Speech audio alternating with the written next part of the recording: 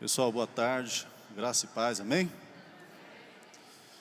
Nós temos hoje o último fórum universitário. E nós temos aqui na nossa mesa, além do pastor José Clarimundo, que por muito tempo e por muitos anos vivenciou essa realidade acadêmica, nós temos conosco aqui o pastor Theo. Olha que a gente já está pegando liberdade, né? Ele deixou a deixa aí. E o pastor Gilberto Araújo, um homem de Deus, os dois, e que tem projetos, tem trabalhado com a juventude cristã, nesse ambiente tão hostil, e que cada vez mais a propagação do ateísmo tem sido fomentado, principalmente pelos professores. E nós temos aí esse privilégio de tê-los aqui. A gente está com o tempo bem avançado e eu queria pedir para vocês que fossem perguntas sintetizadas e pedir também para os pastores que fossem respostas também pequenas também, respostas sintetizadas também, tá ok?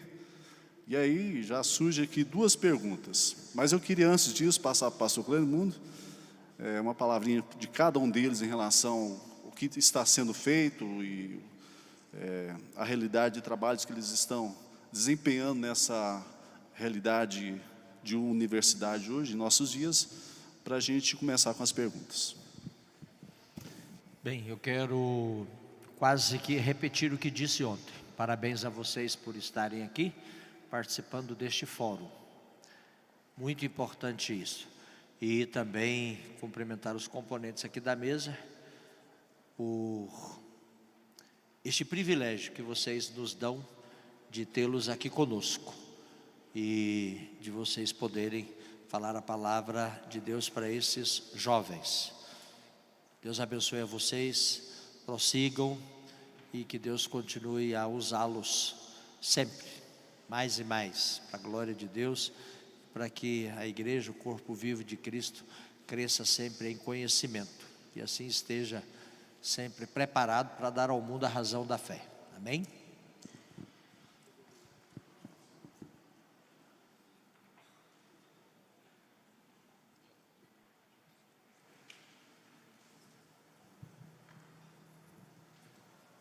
A pergunta já começa? Tá bom. Do que eu estou fazendo? Tá certo. Meu nome é Theo Hayashi, eu sou de São Paulo, capital. Nós estamos com o Movimento Dunamis. Eu fundei o Movimento Dunamis há alguns anos atrás. E o foco do Movimento Dunamis é alcançar o jovem líder e o futuro influenciador da sociedade. Sendo assim, nós enxergamos a universidade como um dos lugares mais prováveis de encontrar esse jovem influenciador do futuro. Então a gente tem trabalho chamado Dunamis Pockets, que nós implementamos dentro dos campos universitários, e hoje nós estamos em mais de 80 universidades ao redor do mundo, e quem lidera isso é o Felipe Borges, que está comigo desde o início do movimento Dunamis. Eu cuido mais da parte que dá a supervisão geral de tudo que está acontecendo. Debaixo do Dunamis nós temos também uma produtora de vídeo, uma agência de publicidade, onde nós produzimos recursos para alimentar então esse povo todo que está sendo alcançado, e os nossos eventos também, que nem vocês viram aí, a conferência Dunamis Experience é uma desses eventos. São sempre eventos para capacitar o jovem a se desenvolver, para se tornar aquilo que Deus chamou ele para ser. Então eu estou envolvido nessa parte da supervisão e também liderando esse movimento. E, além disso, eu também estou pastoreando há 1 ano e meio atrás como pastor titular a Igreja Monte Sião, que fica no bairro do Morumbi, lá em São Paulo. Eu assumi há 1 ano e meio atrás, eu e minha esposa. Tem sido uma mudança da nossa rotina. Eu não tenho viajado mais tanto, até para poder estar atendendo a demanda lá em casa, e em casa eu digo a minha igreja local, e tem sido um tempo muito bom, porque a gente tem visto Deus se mover localmente, a gente tem visto Deus fazendo grandes coisas. Então é mais ou menos isso no que eu tenho me envolvido nesses últimos 1 ano e meio, 2 anos atrás. Meu nome é Gilberto, eu lidero o FIRE Universitário e o nosso foco é exclusivamente acadêmico. A A gente tem desenvolvido um trabalho com professores universitários, professores de ensino médio, donos de escolas, em uma investigação empírica, né, academicista. Assim como Calvino foi o cara que fez reforma na França e em Genebra, e Lutero fez reforma na Alemanha, em Wittenberg, e o William Tyndale começou uma reforma na Inglaterra, sendo o primeiro tradutor da Bíblia para o inglês, mas morre na Inquisição, e ele deixa um legado para King James, ele faz uma reforma na Escócia. Todos eles foram mentes que pensaram e que fizeram uma profunda reforma acadêmica em meios sociais. Então, lidar com o jovem universitário hoje é lidar com a futura voz específica social, que obviamente vai fazer com que dentes nasçam no cérebro de qualquer pessoa que tem contato com ele. Liderar essa galera é entender que o Senhor tem feito de campus universitário um útero que gera vida, e vida com qualidade, vida acadêmica, e um avivamento a partir disso é uma reforma para os próximos 20 anos, que é o que determina o contexto de uma geração. E a gente está fazendo isso. O FIRE universitário se mobiliza com núcleo dentro de campus, não com clubinhos e nem com células. Nós somos cristocêntricos, só falamos de Cristo, e isso é uma pigmentação que nós temos dentro dos campos, que tem devolvido ao outro uma fé mais consistente, já que nos últimos 50 anos muitos filhos foram muito feridos com a igreja, e a partir da igreja a gente acredita nessa possibilidade de devolver a honra para essa galera. Então, hoje eu sou pastor de universitários, lidero o FIRE, e o nosso movimento é exclusivamente acadêmico.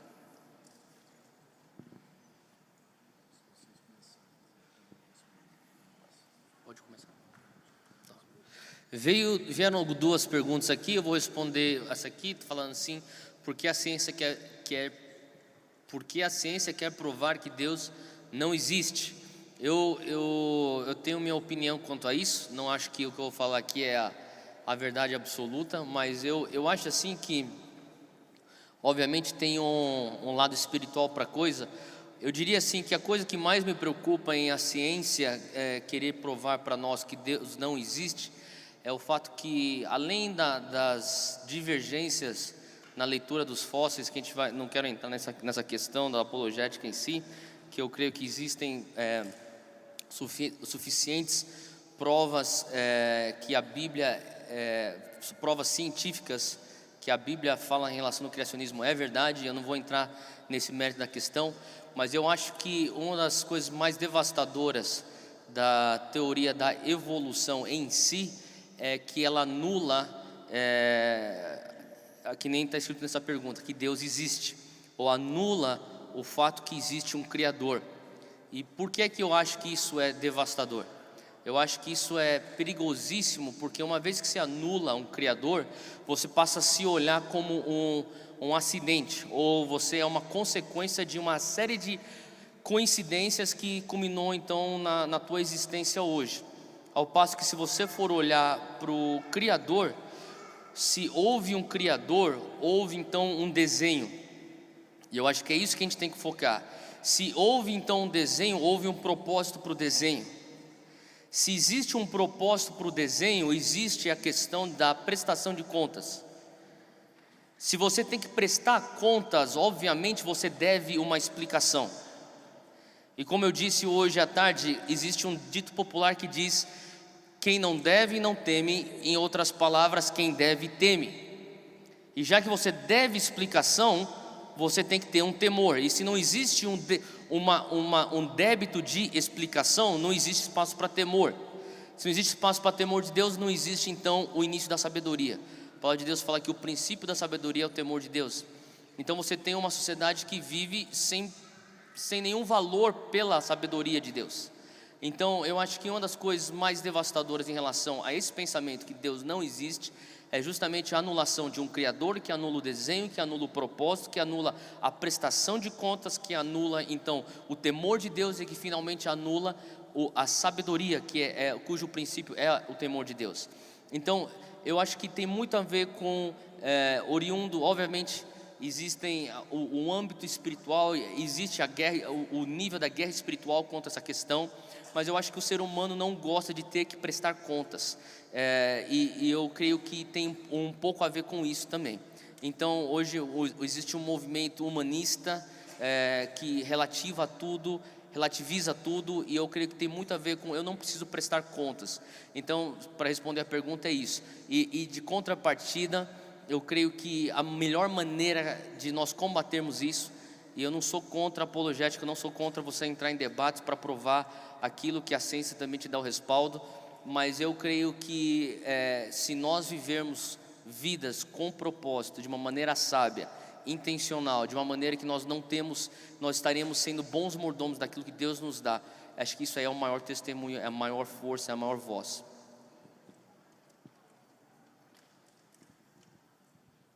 A minha pergunta foi: como lidar com professores ateus? Quando se fala de ateísmo, se fala de alguém que não acredita em um Deus. O primeiro ateu clássico foi Sócrates, né? Ele morre porque ele é um ateu que não crê nos deuses do panteão. Ele toma a cicuta, que é uma substância que assassina os órgãos internos. Lidar com questões teístas é lidar com quem acredita em ciência. E quem acredita na ciência, obviamente, vai ignorar o conteúdo da fé, porque a ciência se alimenta de dúvidas, e é no contato experiencial com uma fonte que eu tenho um relacionamento verdadeiro. Então, o microfone vai amplificar a minha voz, e a amplificação da minha voz é o contato experiencial com o microfone, no tempo cronológico, no tempo físico, que me dá esse contato experiencial. Logo, o microfone existe, estou vendo ele. A ciência se alimenta dessa dúvida, a fé não, a fé se alimenta de certezas. Quando a fé se inicia, a ciência é obrigada a se calar. Como lidar com um professor ateu? Você não precisa colocar na goela abaixo do professor que Deus existe, porque ele não acredita em Deus por uma série de fatores. Um dos fatores do ateísmo é a orfandade, cara. A orfandade é o pai do ateísmo. Schopenhauer ateu, Schopenhauer órfão, Marx órfão, Freud órfão, Nietzsche órfão. Os ateus do século XX, do século XXI eram todos órfãos. Inclusive C.S. Lewis, cara, ele era ateu. Quando ele se converte, só se converte porque teve contato com um acadêmico. Como lidar com um professor ateu? Como um acadêmico extraordinário. Eu tive contato sobrenatural com o meu professor, e ele afirmou que Deus não existia, e para um cristão isso é muito, muito veemente, né? E a clássica discussão sobre a evolução versus criação acaba sendo muito massificada e muito cansativa. Mas teve um momento, cara, que eu virei para o professor e fui questionar essa teoria, sobretudo darwiniana. E você sabe que Darwin não era ateu, cara. Darwin era cristão, mas os darwinistas, ou os darwinianos eram ateus. E o contato com o professor foi: cara, por que você não crê em Deus? Aí ele foi explicar a teoria dele.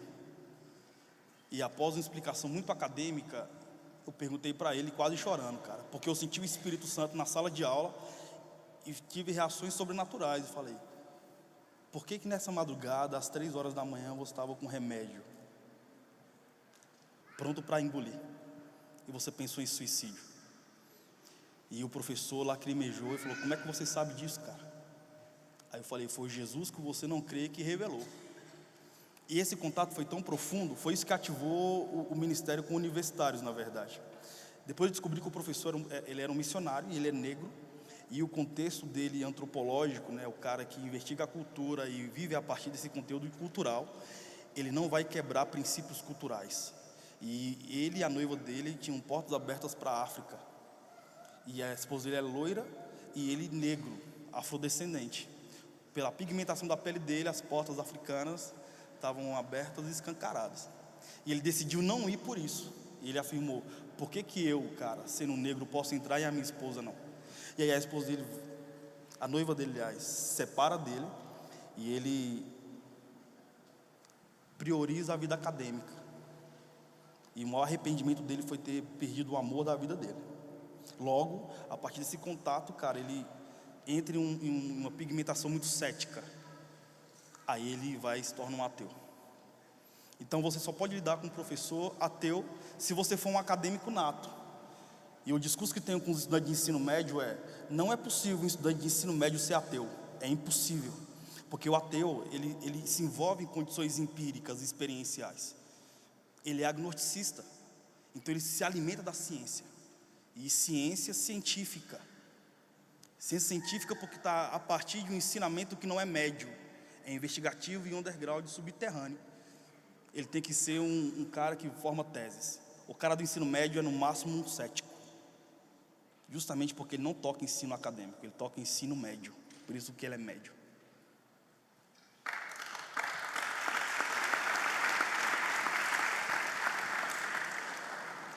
Dentro da primeira pergunta que foi formulada aqui e entregue ao pastor Theo, por que a ciência quer provar que Deus não existe? Eu queria pegar carona com o que você disse aqui. A ciência, ela não é autoexistente. Ela depende do cientista. E não é a ciência que quer provar a inexistência de Deus. Mas alguns cientistas, eu estou dizendo alguns porque existem cientistas cristãos, entendeu? Alguns cientistas é que falam que Deus não existe. Mas eu prefiro ficar com o que disse Albert Einstein, não é?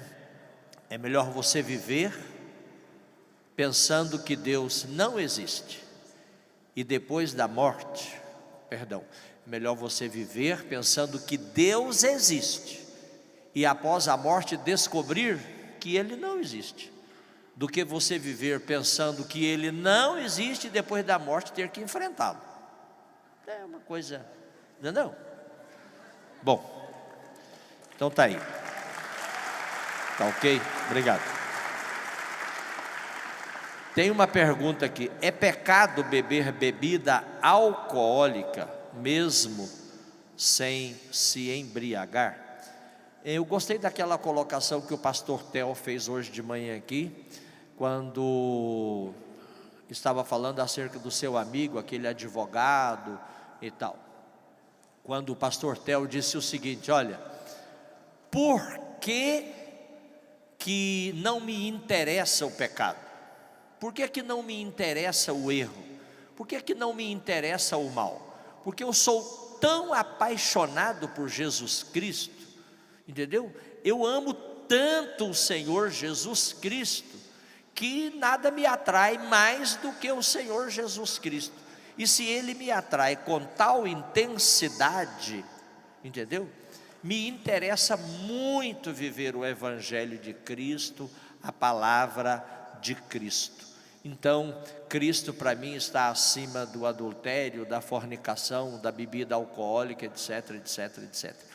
Eu acho interessante como os seguidores do islamismo, os muçulmanos, são muito fiéis ao islamismo com relação a essa questão de bebida alcoólica.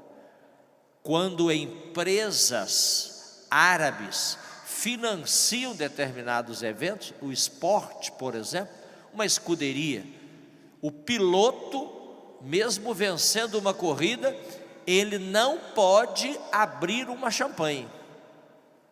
Por quê? Porque quem está patrocinando aquela equipe não permite.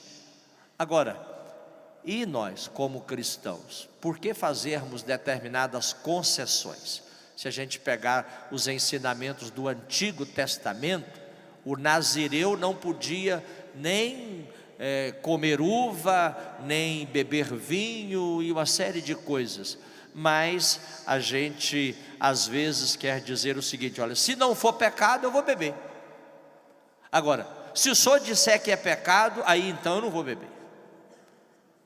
É melhor a gente ver a coisa de maneira como o pastor Theo disse hoje aqui, né? Meu amor por Cristo é tão grande que eu não vou estar interessado em beber. A bebida para mim não vai ter valor nenhum. Para quê? E do ponto de vista biológico, a bebida traz consequências. Do ponto de vista mental, ela traz consequências sociais, consequências no trânsito, consequências de dependência, não é? A bebida é uma droga socialmente aceita, mas ela traz consequências inúmeras. Então, para que a gente saber se é pecado ou não? Pastor, é pecado uma pessoa cristã participar de aula de dança na academia? Se é uma aula, então não é pecado.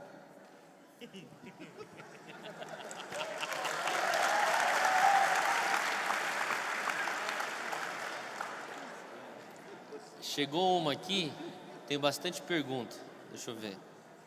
Quais são os passos para que eu possa levar o fogo do Espírito Santo na universidade onde eu estudo? Quais são os passos para eu levar o fogo do Espírito Santo na universidade onde eu estudo? Eu acho que o primeiro passo para você levar o fogo do Espírito Santo na universidade onde você estuda é você ter o teu próprio fogo. Então, é um bom começo. Então, eu me lembro de uma frase que eu li de John Wesley, que falava assim, é uma oração de John Wesley que ele orava: Senhor, faz-me pegar em chamas por Ti, e as pessoas virão de milhas e milhas para assistir um homem pegar fogo. E então, eu acho que é meio que impossível você estar apaixonado em chamas por Jesus na tua faculdade e as pessoas não acabarem sendo infectadas ou impactadas com esse teu fogo. E eu diria assim, seja guiado pelo Espírito Santo. Quando o Espírito Santo falar para você, estenda a tua mão para aquela vida, abrace aquela vida, ame, ore por aquela vida, traga uma palavra para aquela vida. Eu acho que se você simplesmente agir na obediência, é inevitável que a tua universidade vai receber o fogo do Espírito Santo.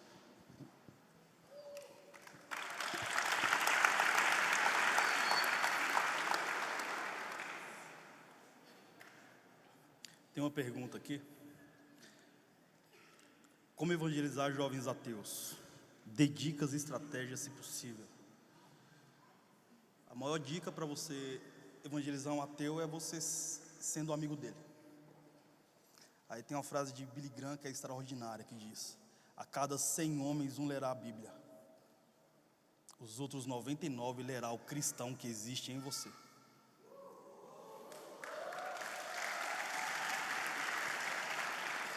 Tem outra frase de Francisco de Assis, que essa é clássica, né? Que diz: prega o evangelho a todo momento e, se necessário for, use palavras. Eu sou amigo do líder do movimento LGBT de Brasília. Eu sou amigo de uma menina que é militante, braço direito da Liga da América Latina do movimento feminista.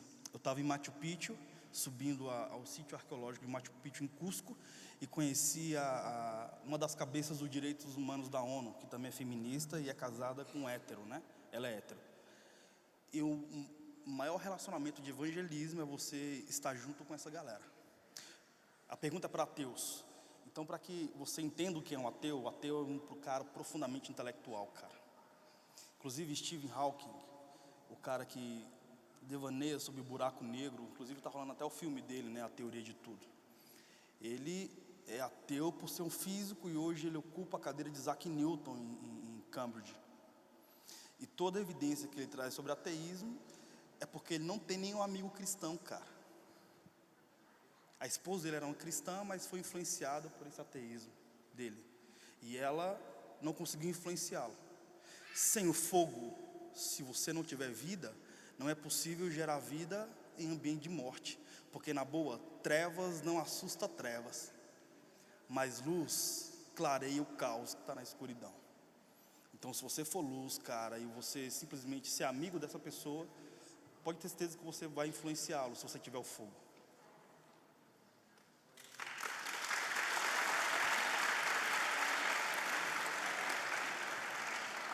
Tem outras perguntas aqui, para não ter alguns protocolos. Tem uma pergunta aqui, para mim e para o Theo. Por que a igreja brasileira está tão preocupada com doutrinas do que com a simplicidade do evangelho? Eu vou dar minha resposta.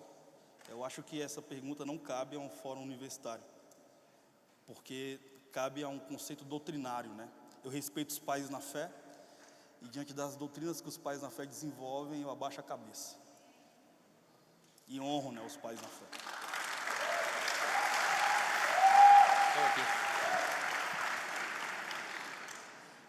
Eu vou responder essa mesma pergunta. Por que a igreja brasileira está tão preocupada com doutrinas do que com a simplicidade do evangelho?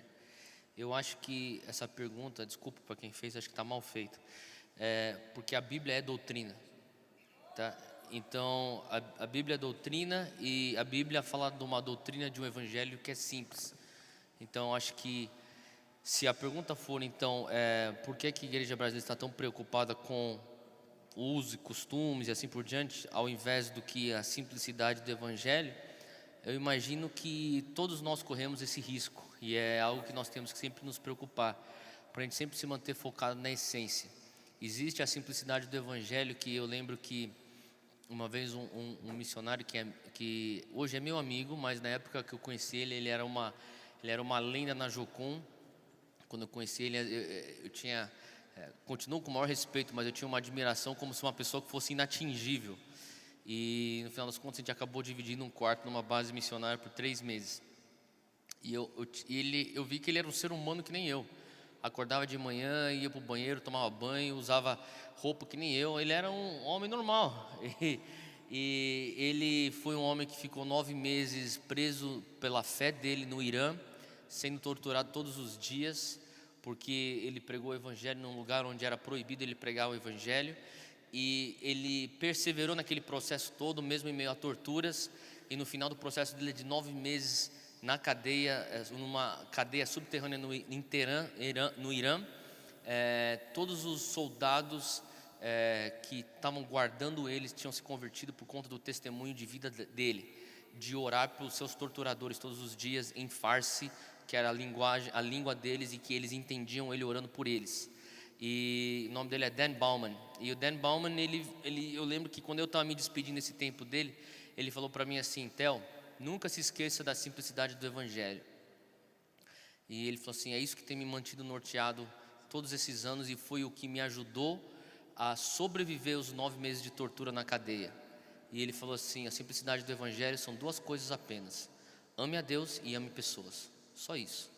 Eu acho que quando a gente começa a perder o foco de amar a Deus e amar as pessoas, daí nós caímos em legalismo, em usos e costumes. E eu acho que era mais ou menos isso que essa pergunta estava querendo atingir. Por que nós estamos focando nisso?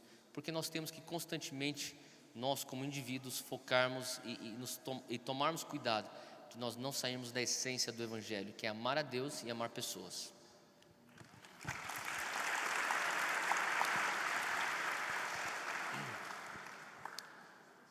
Quando estudamos profundamente física, química ou medicina, você não acha que pode abalar a nossa fé?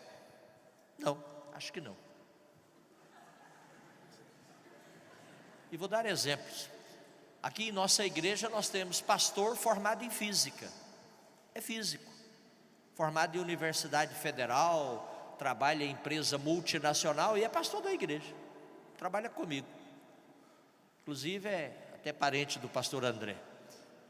Tem gente aqui na nossa igreja formada em química e até doutorada em química, e com doutorado em universidade europeia, e está firme na igreja, na fé, é professor universitário, não tem nada a ver.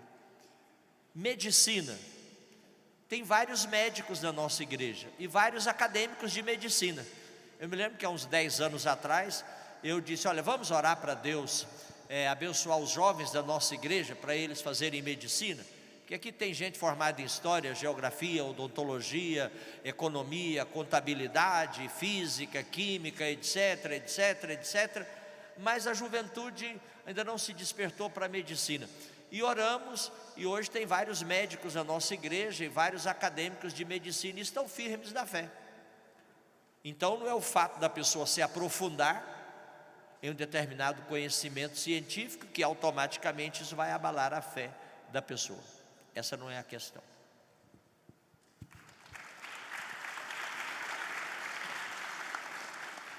Tem uma pergunta aqui que é relativamente relevante, né? Tá. Como a igreja argumenta contra as teorias da história de Jesus e ao paralelismo de outros messias como Horus, Atis, Krishna, Dioniso, Mitra e Buda? Quando se fala sobre conceitos messiânicos e personagens messiânicos de macro civilizações ou de micro civilizações, se equipara a histórias específicas. Eu sou professor de uma turma de 160 pastores e perguntas assim são muito comuns, mas quando você tem algumas respostas como Você sabia que no primeiro século da era cristã existiram 13 homens? E isso é muito delicado tocar no assunto, inclusive. 13 homens que nasceram de uma virgem, que era chamado de Casa do Pão, que morreram e ressuscitaram ao terceiro dia. E acredito que o diabo ele usa mecanismos de ilusões para que em um tempo específico, cara, as realidades dos céus não se manifestem. Como se você for ler a história, existiram mais de 200 dilúvios na história. O dilúvio judaico, o judaicizante, foi mais um, historicamente falando. Agora, todo o contexto de homens messiânicos, Buda veio de Sakyamuni, né? Sakyamuni foi o cara que devaneou sobre a busca interior. Krishna, Horus, Dionísio, todos eles são derivados da cultura babilônica ou do rei de Babel, que foi Nimrod. Quer saber sobre esses caras? Estuda sobre o primeiro deus a ser adorado depois do Deus criador dos céus e da terra, que foi Nimrod, que veio na primeira geração pós-diluviana. Ele é chamado de um poderoso caçador. Ele jogava flechas para o céu para tentar assassinar a Deus. Ele matou o pai, casou-se com a mãe e teve filhos com ela. Quando ele morre, ele é chamado de o Deus Sol. E esse contexto, todo o ser humano falava um só idioma. Estou falando de Torre de Babel, Gênesis 11. Quando a torre cai, esse cara ele foi condenado por Sem, filho de Noé. E ele foi condenado por adorar os mortos que morreram no dilúvio. Quando ele morre, ele é casado com a mãe dele. A mãe dele é uma sacerdotisa chamada Semiramis. E ela afirma que Nimrod foi morar no sol, se tornou Deus Sol. E ela estava grávida de uma criança que se chamou Tammuz. Então ela falou que Tammuz era a reencarnação do Deus Sol. Logo, essa figura de uma mulher que tinha um filho que era a reencarnação do Deus Pai e que era esposa do Deus Pai, vem justamente de Nimrod, de Semiramis e de Tammuz. Ele morre como? Ele é sentenciado por Sem, um dos filhos de Noé.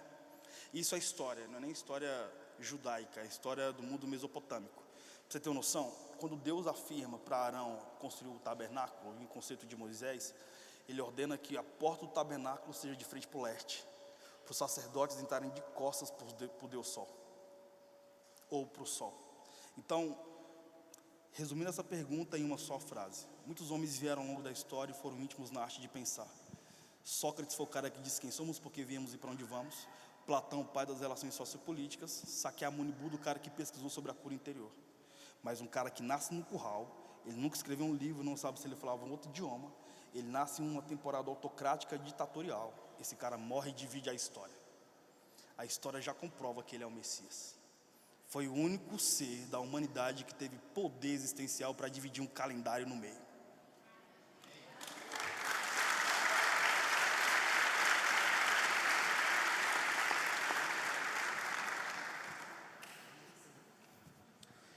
Tem uma pergunta aqui que fala: vivo em meio a pessoas inteligentes demais para se alienarem a uma igreja / reino.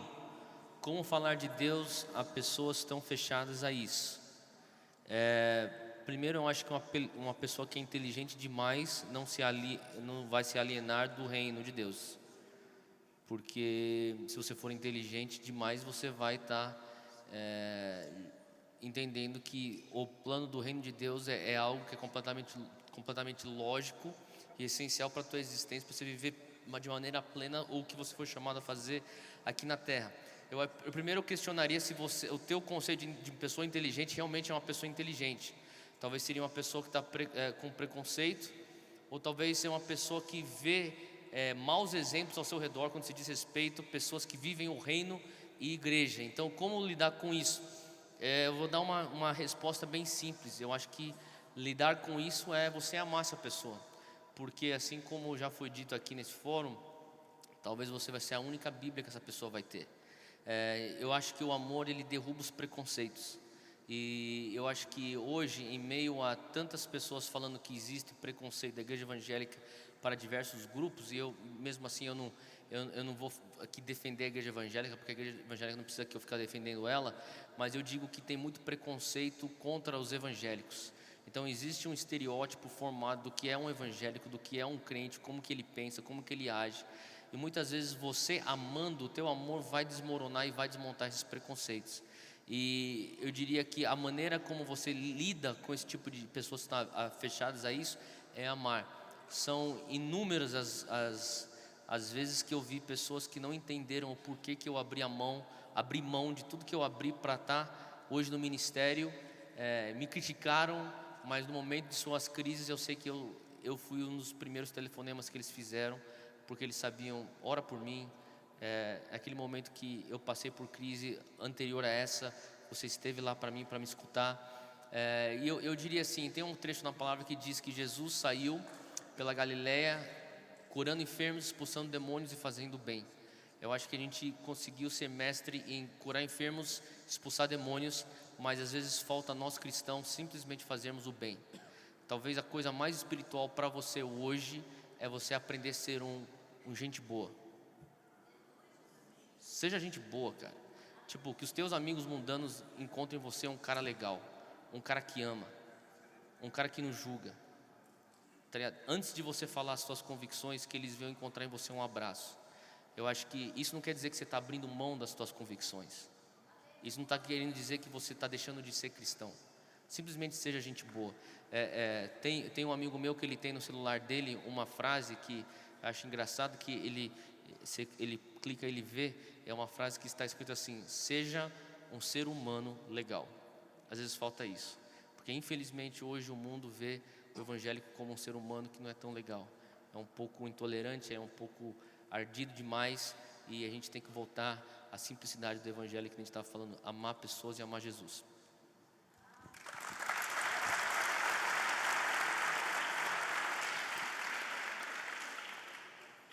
Só para acrescentar, já foi muito nobre a resposta do Theo. C.S. Lewis, ele, ao escrever as Crônicas de Nárnia, ele compara Jesus com Aslan, um leão. E a ideologia de C.S. Lewis é possível defender um leão? Não é possível defender um leão porque ele se defende por si só. Logo, não é possível defender Jesus nem a igreja. Já se defende por si só. Um leão é indefendível, é o que Lewis diz. Logo, Jesus e a igreja também. Tem uma pergunta? As perguntas, né? Surgiram algumas perguntas, segundo o pastor, que nós respondemos sobre como se abrem os trabalhos do Pockets e do núcleo do Fire. Bem, o Bruno está ali e a Camila, facinho assim. Para ser um coordenador de núcleo, você precisa ter precisa ser universitário, e agora estudante de ensino médio, se você tiver essa vocação. E você vai passar um tempo conosco em um treinamento para você adquirir o nosso DNA e você ser uma voz no seu campus. Então, se você tiver esse interesse, é só você procurar a Camila. Fica em pé, Camila. Camila e Bruno estão ali. Só colar neles. E vai rolar um acampamento para os coordenadores de núcleo para a gente colocar e expor o nosso DNA e a nossa visão cristocêntrica junto com essa galera que quer trabalhar com os núcleos.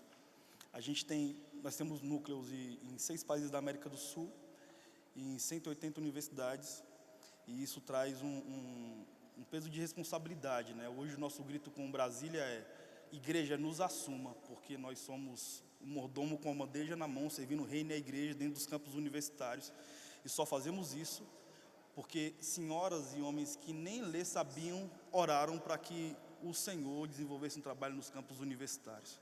E somos a resposta dessa oração.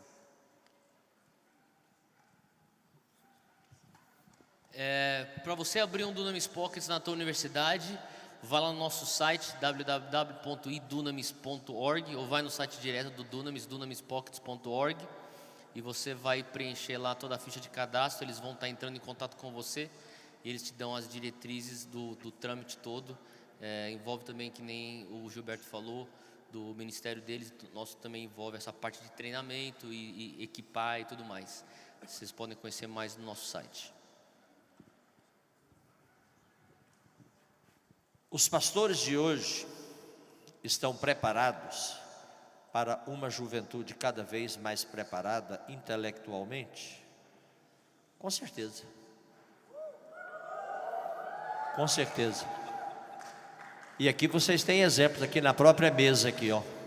Quero aplaudir aqui os pastores.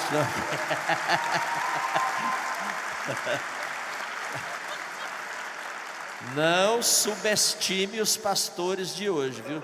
Se tem algum que não estuda, é problema do que não estuda, mas tem muito pastor hoje, verdadeiros intelectuais, poliglotas, cientistas, enfim, olha, tem gente do bem aí, gente intelectual aí fazendo a obra, pastoreando e ensinando e pregando e escrevendo e etc.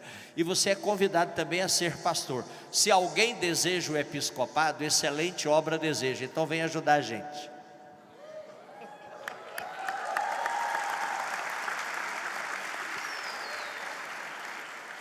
Cara, tá rolando uma pergunta que eu particularmente me amarro em participar desses fóruns. Não por lance de debate, mas para treinar a igreja e sobretudo a galera do FIRE. Melhorou? Então, surgiu um assunto muito relevante que eu particularmente me amarro em participar. Até para equiparar e para trazer um equipamento mais teórico e até eclesiástico para a galera que trabalha nos campos. Pastor Gilberto, como define o conceito do LGBTT? Tem outra pergunta aqui que está bem assim. Venho com um amigo homossexual na faculdade. Tenho um amigo homossexual na faculdade. Ele me fala sobre os relacionamentos dele. Porém, não consigo demonstrar para ele que isso é errado. Como devo fazer isso? Entrando um pouco sobre o conceito de gênero e sobre o relacionamento de gênero. Cara, eu acredito numa camada piramidal fisiológica, e eu falei sobre isso na minha ministração. Não sei se eu devo repetir, mas nessa camada piramidal zoológica de répteis, anfíbios, invertebrados, mamíferos, plantas e homo sapiens, toda essa galera se relaciona a partir de fragrâncias fisiológicas, cara. Até a planta libera a fotossíntese, a planta fêmea libera a pólis, a planta macho sente a fragrância fisiológica da planta fêmea e eles se acasalam, cara. Répteis, anfíbios, invertebrados, mamíferos, eles liberam fragrâncias fisiológicas, cara. A cadela está no cio, liberou o cio, que é uma fragrância fisiológica, que vai ativar o libido do cachorro. Eles vão se acasalar. Só para que você não saia daqui ignorante no assunto, sobre o conceito de gênero. O gênero é, se eu sou um homem, e eu me interesso por outro homem, e se eu consumar esse relacionamento, ou uma relação sexual a respeito, o que vai tatuar o meu libido vai ser a mesma fragrância fisiológica que eu libero, que vai ser a testosterona. Eu vou ser homo porque o que vai ativar meu libido também vai ser a testosterona. No caso do lesbianismo, existe, segundo a biomedicina, existe uma linha tênue que aponta para a patologia, porque mulher não se interessa por outra a partir do conceito sexual, mas pelo carinho, afeto ou um trauma sentimental. Olha que interessante, a psicologia já afirma sobre memória intrauterina. Eu estava falando isso com o missionário Robert. Se suponhamos que eu sou uma mulher e estou grávida, e se eu ficar batendo na barriga, ou gerando reações de agressividade, a psicologia afirma que a criança vai arquivar isso na memória intrauterina. Ou se eu tenho um bebê que é homem, que é homenzinho, e desejaria que fosse uma menininha, e de repente eu compro roupinha rosinha e pinto o quarto do meu menininho de Barbie. Tatuou a memória intrauterina dele. A ciência hoje tem avançado sobre esses aspectos. Agora, falar de grupo LGBTT não está falando de gênero, porque gênero é fisiológico. O LGBTT é uma organização de ONGs, de mídia, de microgrupos muito intelectualizados, que estão organizados no Congresso Nacional, e eles provocam no Brasil hoje o que a antropologia pós-moderna afirma sobre ditadura influenciativa. É o que traz para a nossa nação o contexto de um neocomunismo. O LGBTT é isso.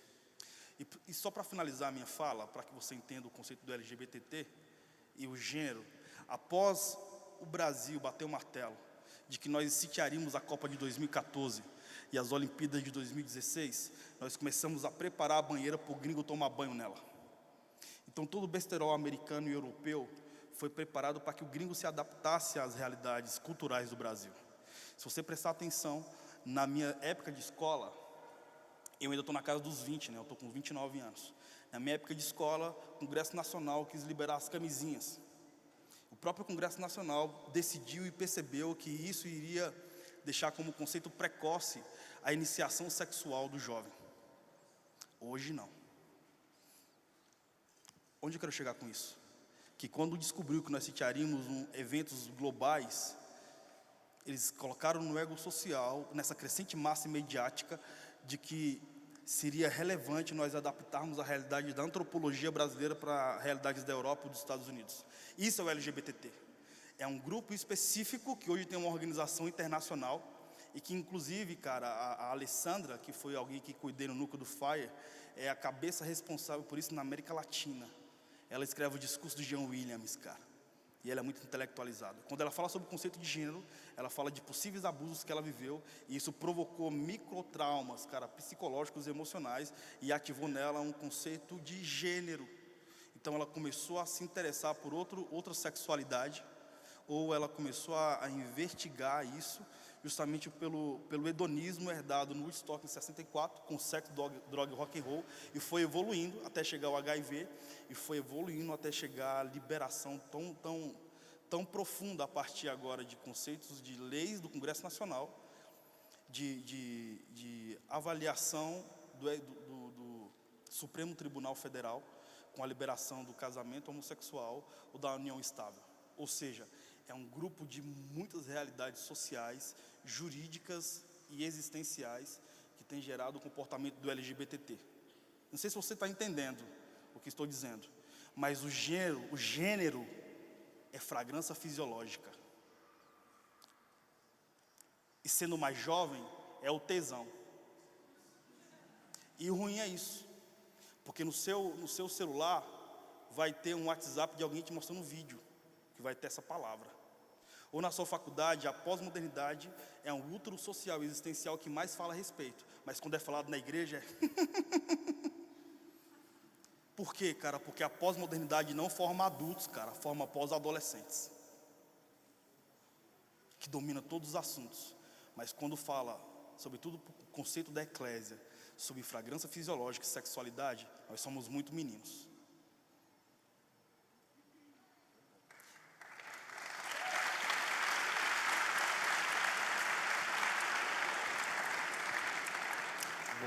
Quanto a isso aí, acho que o Gilberto já respondeu bem. Tem uma outra pergunta que fala assim: gostaria de criar na faculdade um grupo para adorar a Deus no campus. Para isso, preciso apenas negociar com a própria faculdade? Ou preciso de algo externo, exemplo, leis profissionais? Eu acho que você está falando sobre abrir um CNPJ, algo assim. Na nossa experiência, é só conversar com a reitoria e apresentando um projeto, isso é suficiente.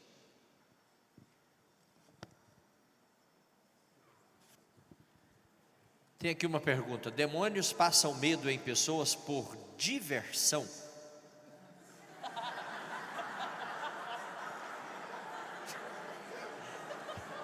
Sem motivo algum, só para se divertir? Pelo menos serviu para a gente se divertir aqui, né? Jesus disse que o ladrão não vem senão para matar, roubar e destruir. Então não é para se divertir.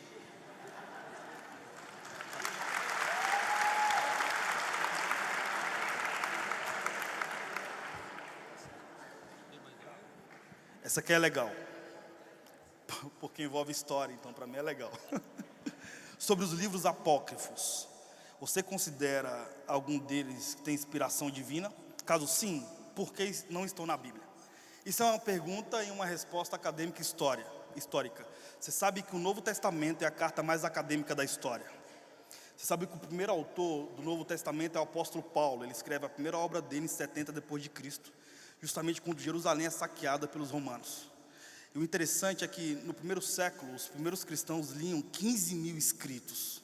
No concílio de Nicéia, em 325 depois de Cristo, Constantino, um grupo de clérigos, dividiu tudo isso em apenas 27 livros. Os livros apócrifos seriam os livros que não estão no canono. Como historiador, a afirmativa foram divinos, porque Jesus, segundo Flávio Joséfos, andava com multidão de 30 mil discípulos. Você tem uma noção? Por que não está na palavra a infância e a adolescência de Jesus? Alguém sabe? Mas você acha que 30 mil pessoas não escreveu nada a respeito? Escreveu. Sabia que Barrabás foi um profundo intelectual? Ele não era tétrico, ele não era um louco e nem um imbecilista. Ele era de Cariódes. Cariódes é uma península que foi conquistada por Alexandre o Grande. Se você é de Cariódes, você tinha que saber quem era Sócrates, quem era Homero, quem era Platão e todos os conceitos gregos. Então ele foi um cara intelectual que soube manipular o povo, assim como Judas também foi outro intelectual. Porém, em 70 depois de Cristo, Jerusalém foi saqueada e foi incendiada. E todas as obras dos pseudos templos, que eram as casas de adoração, foram destruídas. Lembra da biblioteca de Alexandria? Lembra disso? Que é a biblioteca mais relevante do mundo? Você sabia que na biblioteca de Alexandria ela foi queimada, e foi queimada todas as letras do alfabeto, menos a letra A. É por isso que os filósofos mais relevantes, Aristóteles, Arimédes, Apolo, etc, etc. Talvez o filósofo mais relevante era Popó, mas a letra P foi queimada. A mesma coisa aconteceu com Jerusalém em relação aos escritos. Agora, os livros apócrifos, ou os que nós consideramos apócrifos por questões neotestamentárias, eles foram livros escritos por pessoas que andaram diretamente com Jesus, mas que no canono, no Concílio de Nicéia, foi equiparado como livros que não tinham tanta inspiração. Por quê? Porque o contexto foi científico. Para finalizar, o apóstolo Paulo escreve então a primeira carta em 70 depois de Cristo. Ele só teve contato com Pedro, Tiago e João, e no fim da sua carreira missionária ele tem contato com os demais apóstolos. E ele discipulou Lucas, que era grego. Ele não teve contato com Mateus, não teve contato com Marcos. Marcos, ele foi o primeiro autor do Evangelho. E o Evangelho de Marcos é a carta mais jornalística da história, porque fala sobre o contexto do dia a dia. Ele não teve contato com Mateus, não teve contato com João, não teve contato com Paulo. Lucas só teve contato com Paulo, com Tiago e João. Logo, se trata de autores que nunca se viram, não se conheceram, moravam em geografias diferentes, mas falam sobre o mesmo personagem histórico, Jesus. Esse é o canônico.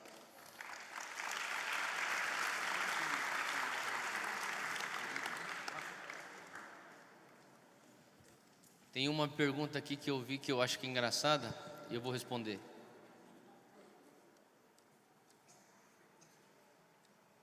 É isso, tá bom. Fala assim: ser disciplinado na alimentação e em exercício físico, em academia e ter uma vida cristã firme, podem andar juntos? Calma aí, melhora. E o fisiculturismo? Se eu participar disso, eu estou desagradando ao Senhor? A gente fala que é engraçado, mas na verdade, eu acho que é uma coisa que traz para a gente outras coisas para a gente observar. Por exemplo, eu creio que Deus quer que nós venhamos ter corpos saudáveis. A palavra de Deus diz que o nosso corpo é o templo do Espírito Santo. Todo mundo aqui quer servir a Deus por muito tempo, não é verdade? Então você tem que cuidar do teu corpo, você tem que dormir bem, alimentar bem, se exercitar. Eu acho que isso é importante para nós cristãos entendermos isso. Agora, tem uma coisa que é uma mentira que tem sido plantada de uma maneira muito sutil, que é que as pessoas que cuidam dos seus corpos são pessoas que são mundanas. E eu creio que a gente tem que começar a dissecar o que é saúde e o que é sensualismo. Faz sentido o que eu estou falando? Você malhar porque você quer ter o corpo para seduzir pessoas, você vai ter, provavelmente você vai atingir saúde também no teu corpo. Porém a tua intenção é um senso, o que está te empurrando a isso é um sensualismo. Se você tem como sua intenção no teu coração ser saudável e por consequência de você ser saudável, você acaba tendo uma aparência física atraente, bonita, bela, estética, é resultado da tua saúde. Eu acho que isso tem que ser discernido, porque eu creio que Deus está querendo resgatar na nossa juventude o valor pela saúde, o valor pelo corpo. E não estou falando sobre culto ao corpo, eu estou falando sobre um equilíbrio. Eu não sou a favor dos crentes serem as pessoas menos saudáveis. Eu não sou a favor do crente ter o rótulo daquele povo que sai de culto e vai encher a cara com pizza e com hambúrguer e fica gordo e não tem disposição. Cara, chega disso. Se as pessoas que não têm entendimento da palavra, pelo menos quando eles olham a tua vida e como você é um mordomo do teu corpo, pelo menos que aquilo venha a servir de testemunho. Faz sentido o que eu estou falando? É diferente você cuidar do teu corpo porque você quer seduzir alguém. Você está cuidando do teu corpo porque você quer ser um bom mordomo do templo do Espírito Santo que está sob sua responsabilidade. Como consequência, você provavelmente também vai ter uma boa estética. Faz sentido o que eu estou falando? uma das coisas assim que a gente tem que começar, eu fico impressionado com esse negócio de rede social, porque a gente vive hoje uma era de essa exposição virtual que é falsa. Então você tem pessoas que estão literalmente gastando dinheiro com suplementos, com academia, malhando, gastando horas com aquilo, porque eles querem tirar uma foto sedutora no Instagram, porque aquilo vai dar mais seguidores, porque aquilo vai começar a abrir oportunidades para você estar pecando mais e assim por diante. Eu não estou falando disso, eu estou falando de uma outra coisa, uma consciência que o nosso templo é o templo do Espírito Santo, sermos saudáveis com isso, como consequência vai ter longevidade e também vai ter uma boa estética.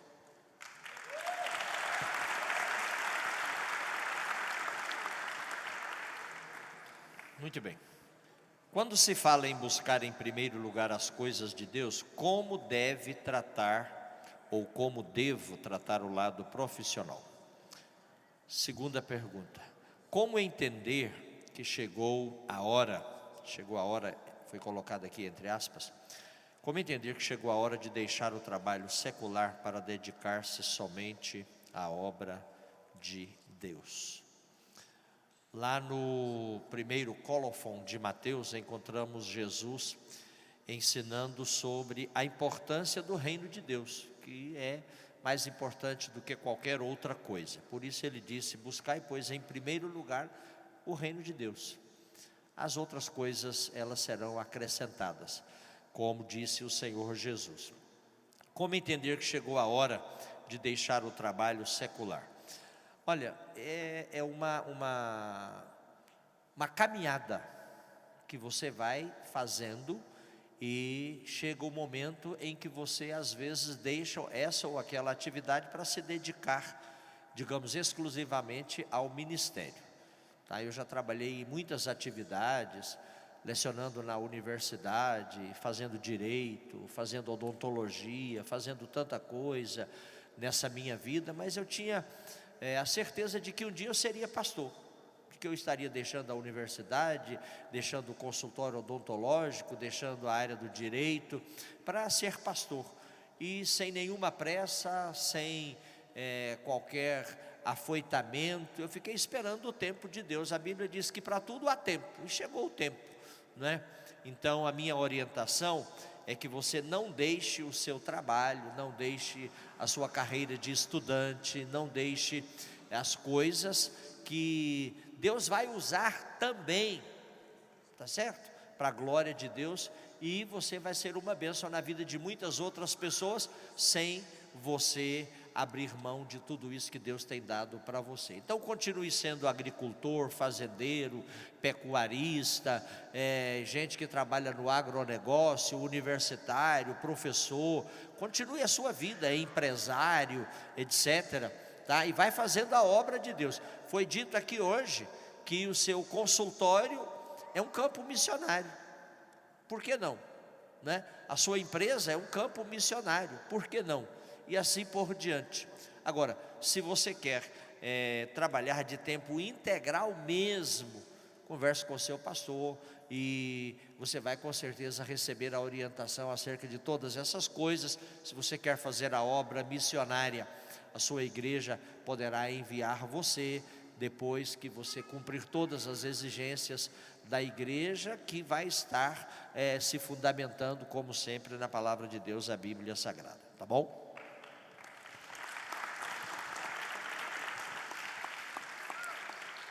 Eu vou responder uma série de perguntas que foi destinada a mim. A primeira delas é: por favor, dê uma dica de literatura para essa moçada, livros que possam combater o ateísmo. Parece que a galera está muito preocupada com o ateísmo, né? Ou deve ter contato com muitos ateus. Eu indico, cara, algumas. O Ateísmo Tem Razão é muito boa. As obras de C.S. Lewis são extraordinárias, sobretudo o Cristianismo Puro e Simples. Eu, particularmente, curto muito o Cury, porque o Cury é o maior intelectual que o Brasil já viu nos últimos 100 anos. E lamento por ele não estar na Academia Brasileira de Letras. E se está, eu não conheço essa afirmativa. Gosto muito dos livros dos reformadores. Alguns curtem muito os livros do Bill Johnson, e ele de fato é uma voz de reforma. Mas para falar sobre vida acadêmica, eu aconselho você a ler algumas obras do Mark Driscoll. Embora a realidade dele como pastor nesse momento está um pouco vulnerável, mas as obras que ele escreveu são muito relevantes. Uma obra que foi muito significativa para mim é justamente estudar a história da igreja. Então, obras que indico a história de Flávio Joséfos, a história dos Hebreus. É relevante as literaturas de Eusébio de Cesareia. Gosto demais das literaturas de Plínio Jovem, que é o historiador que fala sobre a igreja do primeiro tempo. Todos eles vai trazer evidências científicas. Outra parada. Você sabia que Isaac Newton, ele foi pastor? E ele escreveu cálculos matemáticos para comprovar a existencialidade de Deus? Ou René Descartes, quando declamou "penso, logo existo", ele estava afirmando o criacionismo.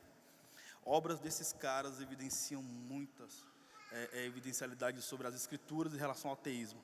E também ler livro de ateus. Eu li, por exemplo, o Deus em Delírio, do Richard Dawkins. Esse livro para mim foi um divisor de águas, porque ele prova que Deus não existe sem ter o contato com Deus. Então é tipo provar que eu sou branco, sendo eu negro, sem ter contato comigo. Só é possível ter um contato com o Senhor se você ouvir a voz e abrir a porta, cara. A fé é individual, eu não posso entrar em ninguém para ativar o fio positivo para que a fé seja uma verdade. Quem ativa a fé é o Espírito Santo, cara. É a exclusividade dele. Tem uma pergunta que diz assim: algum grupo do Fire já foi expulso de algum... Vamos lá. Algum grupo do Fire já foi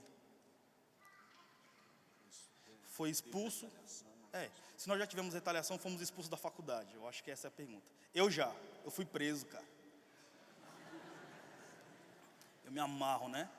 Como eu me amarro em Karl Marx e o Manifesto do Partido Comunista, e me amarro na ditadura militar, e é bom estar aqui porque o Comep começa e dá os primeiros passos existenciais justamente quando a ditadura militar no Brasil está em efervescência, né?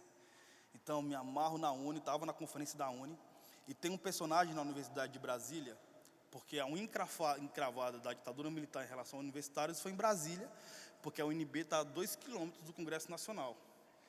E tem um personagem na história de Brasília chamado Ernestino Guimarães. A Universidade de Brasília foi invadida e o cara foi preso, e 500 estudantes comunistas foram presos, e os caras foram trancados no Teatro Nacional. Quando começamos o Fire Universitário, nos 3 anos que seguiram, eu sempre subia nas cadeiras das praças de alimentação e ministrava para a galera da forma mais comunista possível. E isso foi um grande avivamento, né, no início do nosso ministério. E teve um momento no Uniceub, que foi a universidade que o Renato Russo estudou, que eu subi na cadeira, aí ministrei para aproximadamente 600 estudantes e a galera sempre aplaudiu ao Senhor. E aí os seguranças me prenderam, cara. E os caras olham pro negão e chama muito segurança, como se eu fosse resistir, né?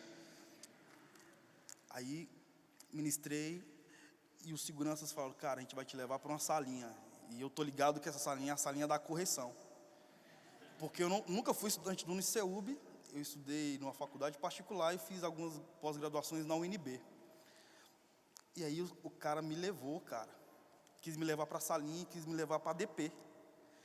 Porque eu subi em cima da cadeira e estava fazendo início de motim na universidade.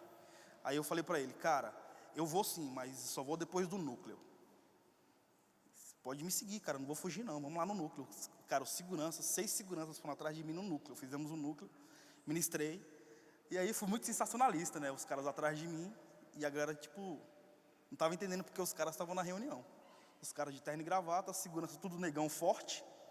Aí eu falei: tá vendo essa galera aqui, irmãos? Eles vieram me prender porque eu subi na cadeira. Então perseverem, não desista, né? Me despedindo, cara. Aí virei para trás, porque eu não era estudante dessa faculdade, cara. E como não era estudante, eu tinha certeza que seria expulso e esse cara tá proibido de entrar aqui. Aí olhei para os seguranças e falei: cara, eu fui cínico, pode me levar. Aí foi me levando. Quando eu olhei para trás do núcleo, eu estava me seguindo, cara. Acho que eram uns 40 estudantes. Aí entra numa sala, entra em outra, e eu conheço a história da ditadura militar na minha cidade. Eu tenho uma tese de mestrado que diz: a resistência dos universitários de Brasília diante da ditadura militar em 68. Então eu investiguei muito para chegar a essa tese. E cara, eles levavam os estudantes na ditadura militar para essa salinha e torturavam os caras, velho. Aí tô seguindo. Quando entrei na sala do chefe de segurança, o cara: Gilberto Araújo, você tá armando um motim. Quando o cara falou meu nome falando motim, o núcleo invadiu a sala do cara. Ele: o seu trabalho é extraordinário, cara. Diante de Deus, mano. Aí o cara foi político, porque ele viu que um grupo relevante de estudantes viram tudo. E eu queria ter sido preso em algumas manifestações, mas não fui. Eu estava com um amigo, o Guga, lá em Brasília, e a gente fez alguns atos proféticos diante de tudo que rolou em 2013. Mas na faculdade, cara, o mais louco que vivi a nível de resistência foi isso. Mas nós temos várias experiências de pessoas que foram até arrebatadas, cara, nos núcleos. A gente tem um coordenador de núcleo que ouviu um dos nossos discursos em cima da cadeira e o cara foi curtir uma rave e o cara foi arrebatado pro inferno, cara. Numa rave, e o inferno era a alma do cara. Enfim, aí ele conta toda uma história a respeito e ele volta pra rave, ele quebra o óculos de 3.000, tira a roupa, quebra os dreads, fica pelado na rave. E o Senhor visitou e ele teve uma visitação do Espírito nesse ambiente. Cara, as experiências que eu vivi e vivo nos campos universitários são muito loucas, velho. E nunca vi nada parecido no meu ministério. Então, seja preso comigo, mano. Tem outra pergunta?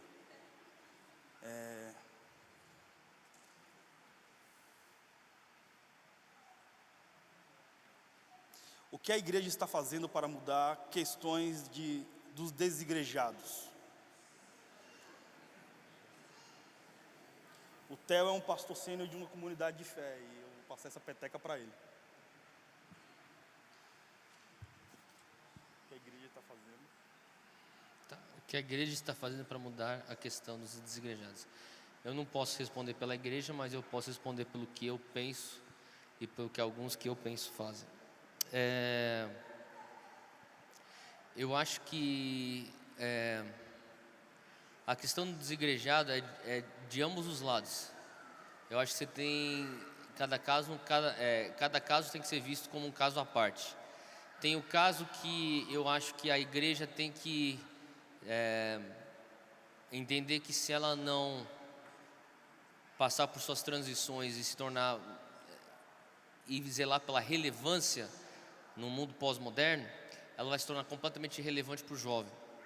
E daí tem o outro lado que muitos usam o discurso que a igreja é irrelevante, que a igreja não me entende, para que ninguém venha confrontar a rebeldia dos seus corações. Então você tem esses dois lados da moeda. E o que eu creio é que a gente precisa entender que, sabe, o que eu vejo como pessoas que estão apontando para a igreja como esses desigrejados estão aí sem igrejas porque as igrejas não os aceitam. Acho que tem que ser visto isso com um pouco de cautela. E que nem, por exemplo, eu vou usar isso como um exemplo que aconteceu semana passada. Eu recebi um telefonema de manhãzinha, acho que foi, esqueci que dia que foi, mas foi semana passada. Eu acho que foi na terça de manhã. E era um amigo meu que é pastor no estado de São Paulo. Ele não é pastor em São Paulo, mas é no estado de São Paulo. Ele chegou e falou para mim assim, ele mandou para mim um WhatsApp de um print screen de um Instagram de uma pessoa. E ele falou assim: Theo, você viu isso? E eu abri o print screen e era um Instagram da Hillsong. Todo mundo conhece a Hillsong? A igreja Hillsong. A Hillsong anunciando que vai abrir a igreja deles em São Paulo. Eu falei, não tinha visto. E daí ele perguntou para mim, o que você acha disso? Eles estão vindo para começar uma igreja em 2016 na cidade onde eu pastorei. Eu falei, eu acho isso fenomenal. Eu gosto da Hillsong. Eu não concordo com tudo que eles pregam, mas eu gosto deles e eu acho isso fenomenal. Assim como eu acho que não concordaria, a gente nunca vai concordar 100% com tudo, um do outro, mas somos o corpo de Cristo. E ele perguntou assim, você acha isso uma boa ideia? Eu perguntei, é boa ideia, no mínimo, uma coisa boa que vai causar em São Paulo, na cidade de São Paulo, é fazer com que várias igrejas percam seus jovens. E isso, né, a gente já está no telefone. E isso aqui, ele começou a ficar, mas como assim? Como que isso seria bom?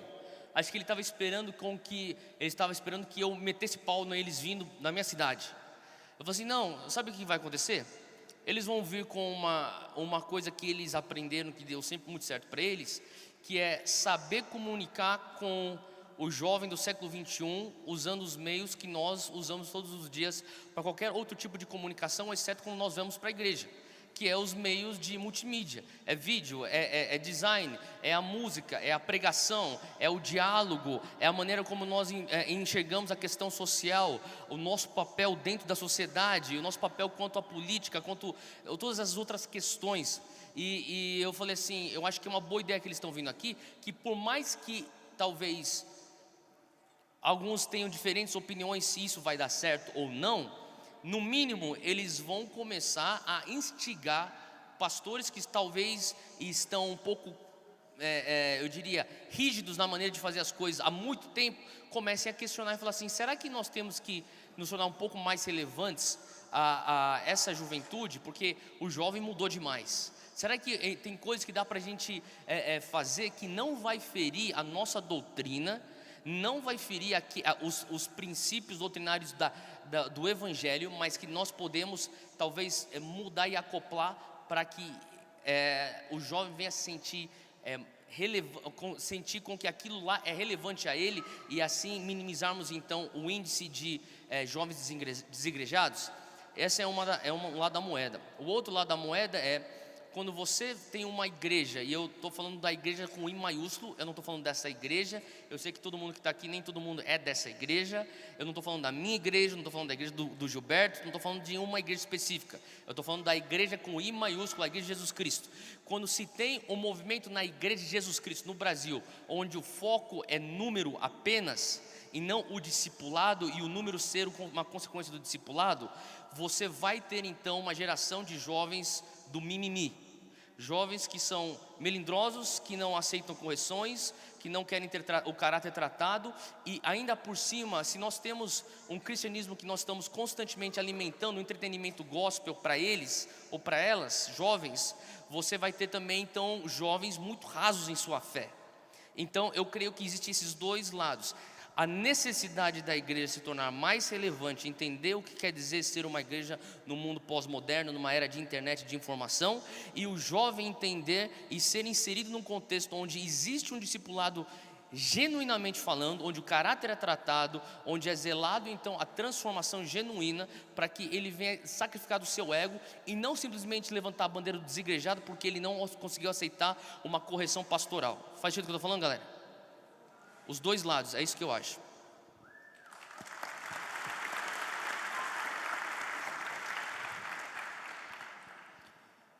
Tem uma pergunta aqui para o pastor José Clarimundo. Essa pessoa que, entendeu? É pecado jogar na loteria?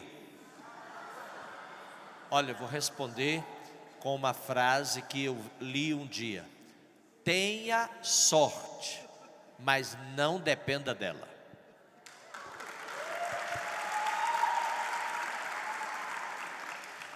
Tem uma pergunta sobre cultura. Queria saber a respeito da cultura, pois os cristãos também condenam a cultura, pois na maioria das vezes vem outras questões religiosas. Por que devemos ignorar muitas coisas culturais por pensarmos ser bons cristãos? Enfim, pergunta sobre cultura. A antropologia estuda cultura, e quando você entende a cultura de uma geografia, como bom investigador de um domínio relevante, e você quer passar esse domínio relevante para uma geografia que não a possui, você não pode destruir a cultura daquela geografia. Mas se a sua cultura for mais relevante do que essa microcultura, cara, o que vai acontecer vai ser uma colonização. Foi o que aconteceu com a cultura dos Incas, Maia e Astecas na América Latina, culturas relevantes, culturas que até o rei Salomão teve contato, segundo alguns documentos históricos, mas que uma cultura de domínio, como uma cultura europeia e católica, porque o Brasil e a América Latina foi catequizado pelos padres jesuítas, os Estados Unidos foram catequizados pelos missionários arminianos. Quando isso acontece, a microcultura indígena é substituída pela macrocultura europeia. Agora, quando se fala de cultura cristã, o meu amigo Robert, ele me falou algo muito relevante sobre uma tribo indígena que foi conquistada para o Senhor aqui no Brasil. Eu esqueci o nome dessa tribo indígena, que eles tinham costume, ou têm o costume de suicidar-se. Suruahãs, se não me engano. É isso? Isso. Os Suruahãs. E muitos missionários foram a essa tribo e começaram a falar sobre o reino de Deus. Porém, a FUNAI impediu por causa de um contexto cultural, né? Falar sobre cristianismo, sobre culturas indígenas, hoje quebraria a cultura dos caras. E eles começaram a orar.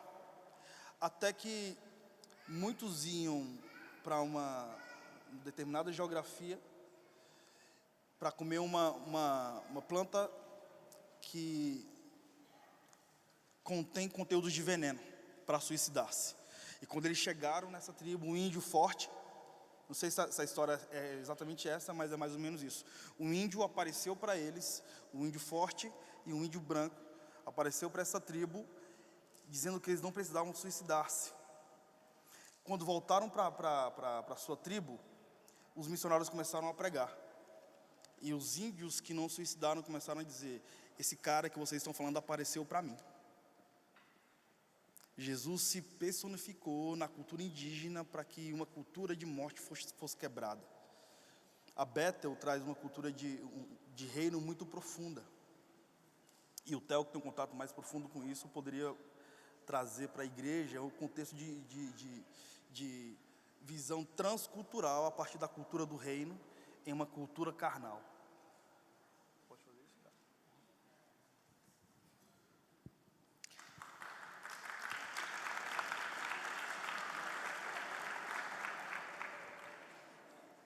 A cultura do reino dos céus é aquilo que são os valores dos céus, e o comportamento que intensifica esses valores no nosso dia a dia. Se você faz isso, você traz a cultura do céu aqui na terra. Isso de uma maneira bem simples, acho que responde. Então, quais são os valores do reino do céu e quais são comportamentos que fortalecem esses valores e como que eu posso incluir esses comportamentos no meu estilo de vida? Sendo assim, você acaba vivendo a cultura do céu aqui na terra.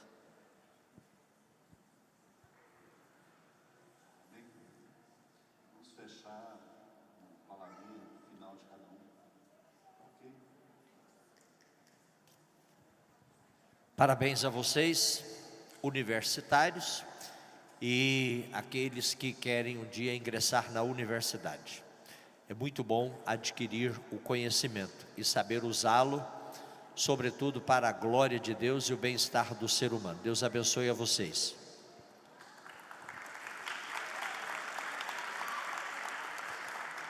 Sou encerrando dizendo que é um prazer poder estar aqui. Meu sonho é ver uma geração de jovens líderes que nem você se levantando para mudar o Brasil. Amém? E eu creio que vem quando você entra na tua identidade de quem você é em Jesus e você dá passo de fé nessa direção. E só para... Eu percebi um negócio, eu nunca pude tirar um selfie com eu no telão atrás de mim. Então vocês vão me dar uma licença para eu fazer isso.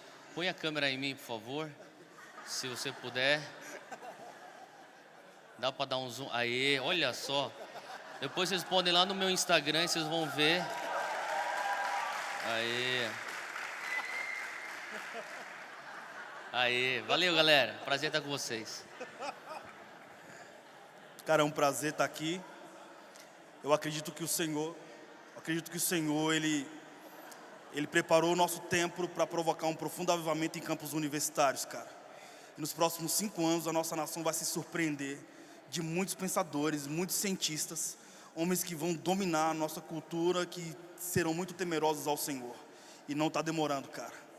Você vai ouvir falar de homens que vão escrever livros, que vai mudar o conceito da cultura, que vai mudar o conceito jurídico, que vai mudar o conceito do MEC. Esses homens estão sendo discipulados pela igreja. Que Deus abençoe vocês.